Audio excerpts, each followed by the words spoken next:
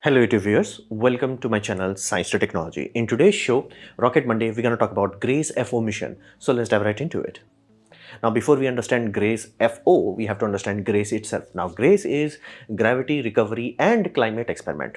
So this puppy was basically a child of the marriage of NASA and German Aerospace Center DLR, and they made twin babies. That twin babies were Tom and Jerry. I'm not joking, that's actually their name. And these supposed to fly on same orbital path but 220 kilometer paths, basically these two puppy. This is the only photo I could manage to find of the original mission. So they are flying that. Now their core focus is to measure gravity and water movement, because if you try to actually analyze a gravity from far away, you'll find a pointed data, meaning if you're looking at Earth from far away, far orbits, nothing. But if you look at close, as in like low Earth orbit, now you can see the undulation of Earth, basically this. Now, of course, this is hyper exaggerated, but it's there. And the smaller the celestial body, the worse this becomes. For example, moon has really dirty gravity, meaning if you put an orbit especially low enough, it's like crashes very quickly. Why? It's going up and down, up and down, up and down. Earth also has that, but again, larger body, much more smoother. So if you put this puppy on Jupiter, Jupiter is like smooth. So smaller body. So we have to be very close to low Earth orbit. And that's why these puppies have thrusters. They have to be very low. But if they are that low, they're gonna run out of basically inertia. Not inertia, I would say.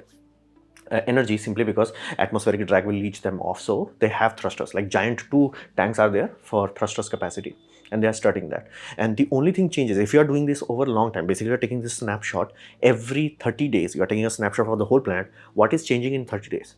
Water is moving. Water is going from A to B. There is rain, there is seasonal expansion, thermal expansion, contraction, all that jazz. That is directly affecting the gravitational field of Earth, basically. And there are other things also, slow moving, for example, magma and all that. But if you're collecting data over long periods of time, you can literally isolate them. Basically, this is the magma flow, this is the water flow, while getting the same gravitational data. So the global coverage was amazingly fast, 30 days, meaning whole planet, 30 days.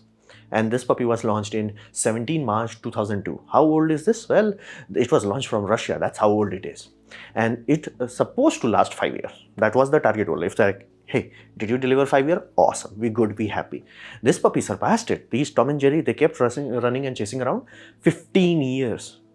And be mindful, at the end, they were still functional. It's just their battery was like, bro, me done.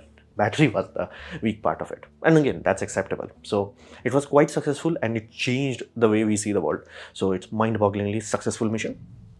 So they created a G.R.A.C.E follow-on mission. That's why the FO is there. Very creative name, G.R.A.C.E FO mission. Now this puppy was launched in May 2018. Now of course, 2018, so it was launched in SpaceX Falcon 9 from Vanderburg, California. And this puppy has experimental model. Basically, this Tom and Jerry is also clone of Tom and Jerry of the back time, but they have extra, because again, the development of computer technology means, again, 15 years of computer technology means they can miniaturize electronics part far more efficiently. So they have a lot of room, wiggle room. In that wiggle room, they put laser range finding interferometry, LRI. Now this is a technology demonstration, and again, it's a very good place to put technology demonstration, because you already have a known solution that works. If you know something that I'm measuring distance based on this technology, it works, it's a known thing, then only you can experiment with something. It's like, hey, I'm giving, let's say, 221 kilometers. What is the other readings? If other is saying 300, you know it's wrong. So that's why it's a very good platform to test this technology, laser ranging interferometry. And if this puppy is cracked properly, LRI, way too many missions can be unlocked. Right now, we cannot actually do this properly. So that's why this experiment is there. And again, development of solar technology also has happened. So it has gallium arsenide solar cells. So these puppies are far more energy dense also. And weight is also upped from 400 kilograms to 600. So Tom and Jerry gain some weight. And because they were putting so much technology into it, and again, computation is so cheap, they're like, hey, what if we use GPS weather data? It's like, what the hell? It took me some time to understand, is that GPS radio occlusion for 200 data points. What does that mean? That simply means these have antennas on the bottom. Basically, the bottom part, there is GPS antenna. Now, GPS antennas are basically transmitters on the main satellites. They are much further up, so they are traveling in a much slower shell. That shell is like medium Earth orbit shell. These puppies are running on basically low Earth orbit shell. So means at certain angles, the laser radio signal will be traveling majority through the Earth's atmosphere, meaning GPS transmitter, the satellite is going down, is sending signal, but again your horizon is far away, so you have a point where light is like refracting through The atmosphere. So if you send a radio signal in a vacuum of space, you can calibrate the data. Radio signal through vacuum, that gives me this data. Okay, awesome. But what happens when it goes through the horizon line, goes through the Earth's atmosphere? It changes the signature. Then you take that data, you store that data.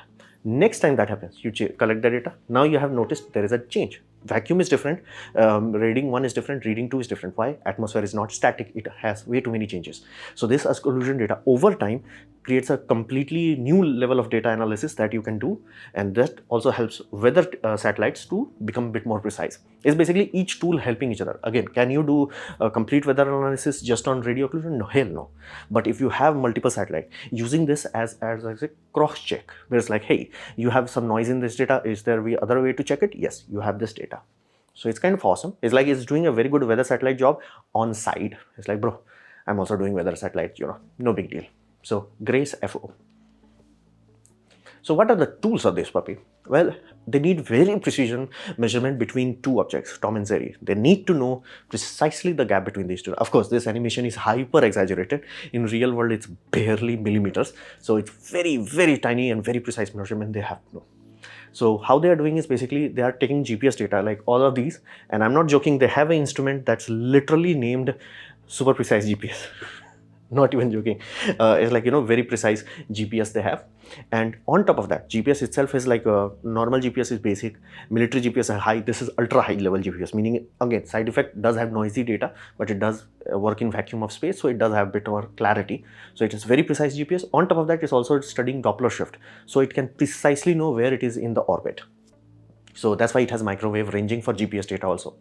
Very good. And then it has, I'm not joking, very sensitive accelerometer.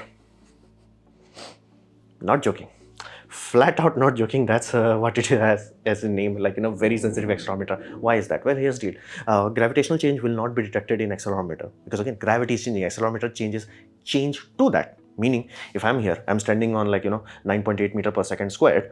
If you put an accelerometer on top of me, nothing will happen. But if I move, now it detects it. So you want to detect something that is not detected by gyroscope. So they need to have very sensitive, because what are things that can affect it? Solar wind can push you, that will mess up your rating. You can have atmospheric effect. Again, atmosphere in some seasons expand a bit more, or again, let's say a volcanic eruption happened, it pushed atmosphere a bit and atmospheric drag increased, and you're talking about micromillimeters here. So even minute changes, if you are not accounting for them, your data could be lol. So for that reason, they need that very sensitive accelerometer. So that's a filter layer. It's like accelerometer should not detect any changes. Only then your data will be, and if it's detecting changes, which it does, it's just like you compensate for that. Then how the heck they know the distance between Tom and Jerry? Two-way microwave ranging. Now these puppy use very high frequency, 24 gigahertz and 32 gigahertz, as in K band and Ka band, to do the gap measurement. Now how precise they are? This is the mind-boggling part. For 220 kilometers, they are micron level precision, meaning a single blood cell. That's how precise they are. That's mind-boggling. And be mindful, because Earth is a big body, they kind of need to do it. If they were doing it on, let's say, Mars, they may not need that kind of precision. Or again, even if you have the same Tom and Jerry on Mars, they will get even better detail, because again, Mars is far more undulated. Do it on Moon, it's like, damn, high resolution will happen.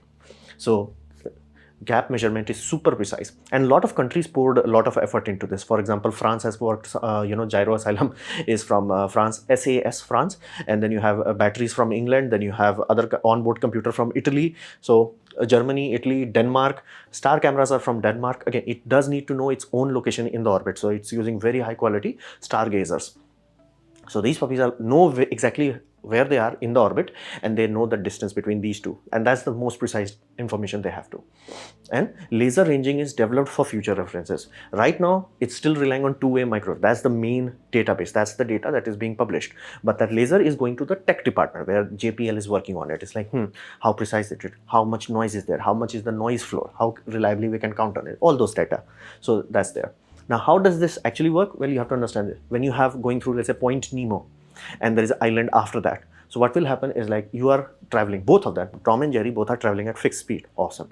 But there will be island there. Now you are 220 kilometers ahead. So gravitational impact will be higher on the, let's say, Tom part. Now Tom part will be accelerated, and the gap between them will stretch.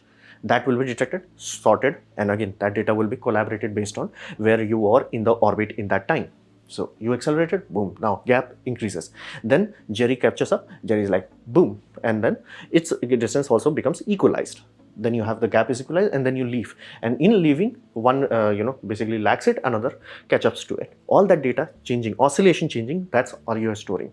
And every time you are going through any type of changes, this will happen. Now it's very subtle. That's why they need micron level precision. This puppy is very subtle. It's not like 200 kilometer, 205 kilometer, 250 kilometers, not like that. It's like micrometer. They need to be very precise. And the more precision they can have between Tom and Jerry, the higher the pixel count will be on the final image. That's all you have to think about. So if we can really improve the laser ranging for future developments that they are working on right now, if that puppy works and we launch a next generation of it, that will be even more precise. So these are the tools that we are working on. A lot of country poured a lot of effort into this. So what is the output? Now, before this, we had nothing. Let's be real. Like, this is an old mission, so we do not talk too much about it. But before this, we had no data. Like, this puppy literally is 1,000 times better than anything else. If you ever noticed Google Earth, how the heck Google Earth knows how a sea surface looks like? Because of that satellite, because of that gravitational matter.